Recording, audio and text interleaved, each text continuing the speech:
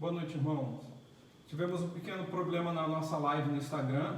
Tentei de várias formas reconectar, mas não conseguimos. Agora nós vamos então gravar o vídeo e disponibilizar o link. Bom, convido os irmãos para que abram as suas Bíblias em Filipenses, capítulo 4. Nós vamos ler do verso de número 4 até o verso de número 9. Diz assim a palavra do Senhor: alegrai-vos sempre no Senhor. Outra vez digo, alegrai-vos.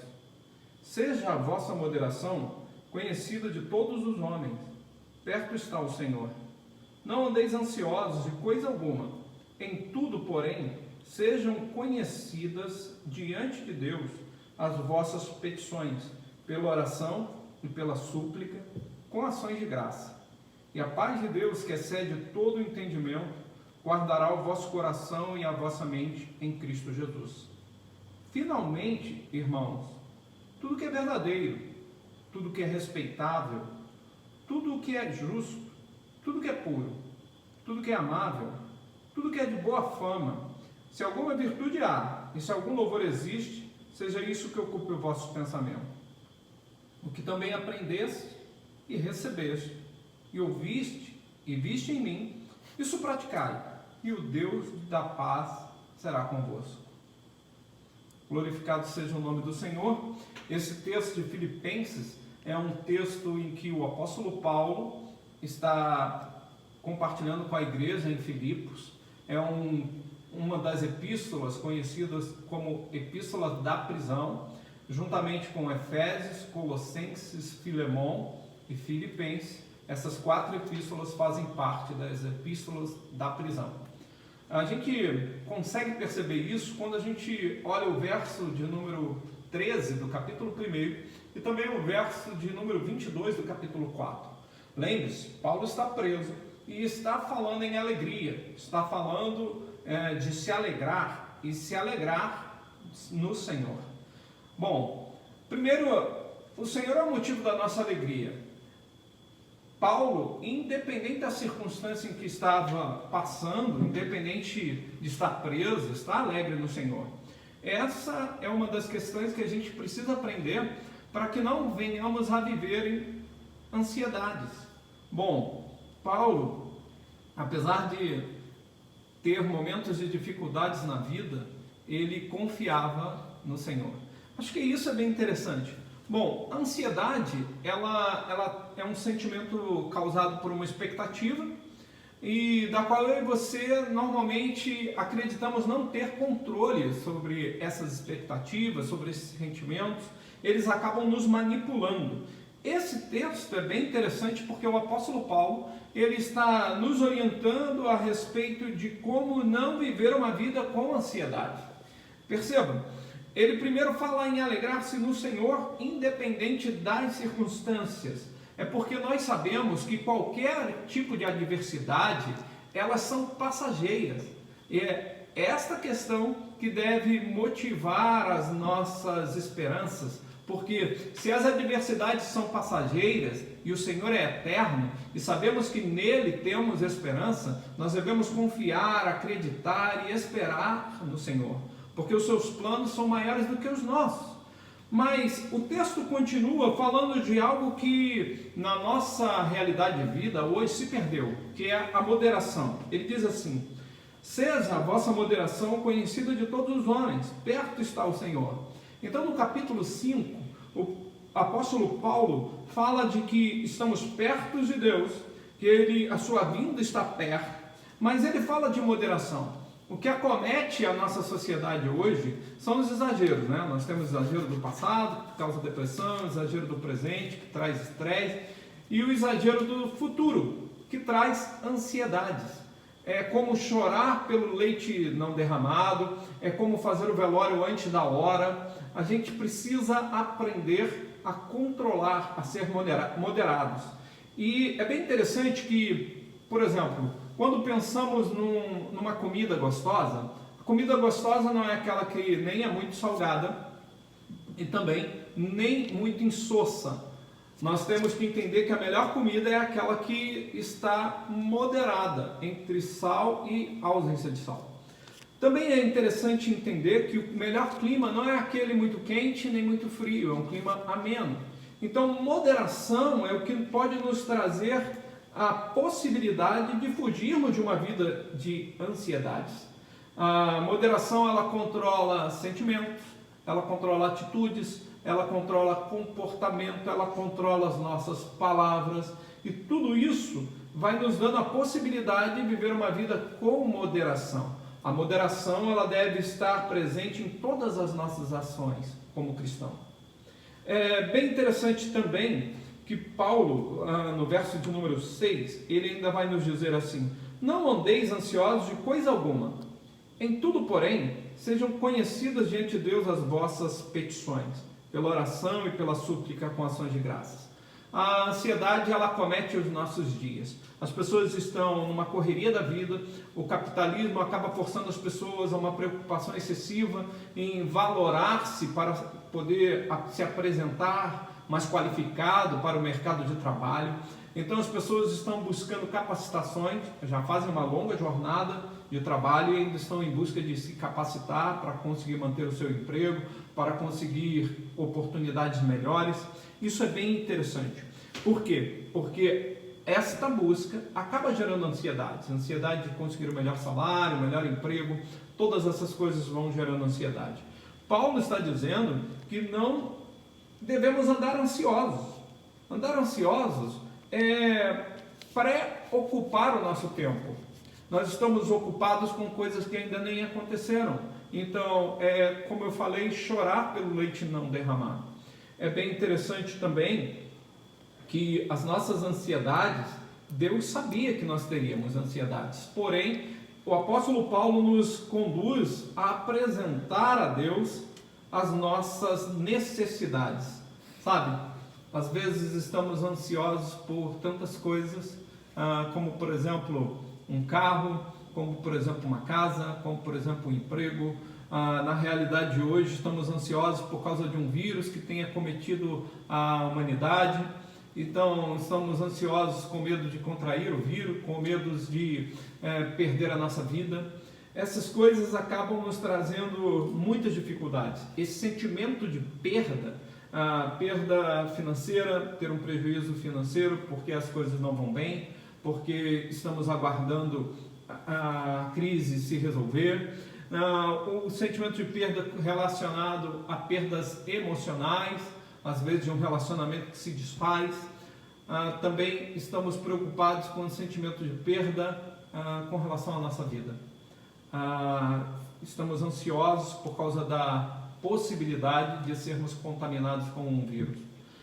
Isso é uma preocupação normal. Só que essa preocupação não pode ser excessiva. É o que o apóstolo Paulo está falando. Ele fala de moderação e ele fala de não andar ansioso, de não deixar que a ansiedade tome conta das nossas vidas. É por isso que ele diz que devemos apresentar as nossas necessidades diante de Deus. Apresentar as necessidades é fazer conhecidas a Ele aquilo que precisamos, aquilo que almejamos, aquilo que queremos. Também o texto nos ensina, e uma coisa que poucas pessoas têm feito ultimamente, é ser grato pelo aquilo que temos. Às vezes nos tornamos os mais infelizes por não ter aquilo que gostaríamos, por não ter um carro novo, por não ter um emprego melhor, por não ter uma casa melhor, e a gente vai se tornando ansiosos por causa destas coisas. Mas perceba, no texto, o apóstolo Paulo fala que as nossas necessidades, as nossas petições, devem ser conhecidas diante de Deus pela oração e pela súplica com ações de graça. Ações de graças é momento de agradecimento. É nessas ações de graças que somos gratos pelo aquilo que temos. Apresentamos a Deus as nossas necessidades com gratidão pelo que temos. Sabe, temos muitas coisas que Deus tem nos dado. A vida, a oportunidade de ser saudável, a própria oportunidade de em cada dia receber 24 horas para viver, para fazer as coisas. Então temos que ser gratos a Deus por isso. Também devemos agradecer por tudo que temos. Você já imaginou se você não tivesse hoje uma cama para dormir? Se você não tivesse um local para se abrigar? Se você não tivesse uma vida para viver? Algumas pessoas acabaram tendo interrompido as suas vidas antes do tempo. A gente precisa ser grato pelo que temos. Então, devemos agradecer a Deus. Então, apresentamos as nossas necessidades, mas não esquecemos de agradecer por aquilo que Deus tem feito.